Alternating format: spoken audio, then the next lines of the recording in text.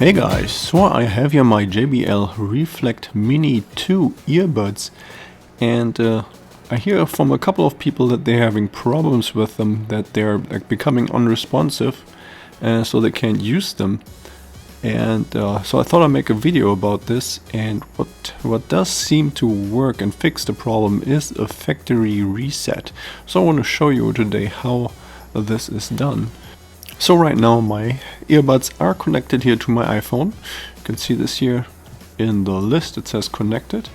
And the really simple thing that I just do is you go to the remote and you are going to press the plus and the minus button at the same time, and you're going to hold this. So if you take a look at the LED on the top of the remote, then at some point here this is going to blink and then go red, and then the earbuds are going to turn off.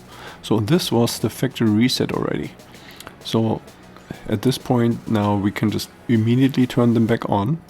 And the only thing that you do have to consider is now these earbuds have forgotten everything. So you see here right now they immediately, when you turn them on, go into the Bluetooth pairing mode, because they have forgotten about all the devices that these earbuds have been paired before. So you need to pair these again to your phone, and also your phone recognizes this. You can see here, connection unsuccessful. Please pair these headphones again, or these earbuds again. So that's what I'm going to do. And since the earbuds are already in the pairing mode, I'm just going to turn on and off here the Bluetooth on my phone, and then on the very bottom I immediately see again here the Reflect Mini 2. I'm going to select them, and now they are paired again and the earbuds work again as they should. Yeah, so I hope this video was helpful.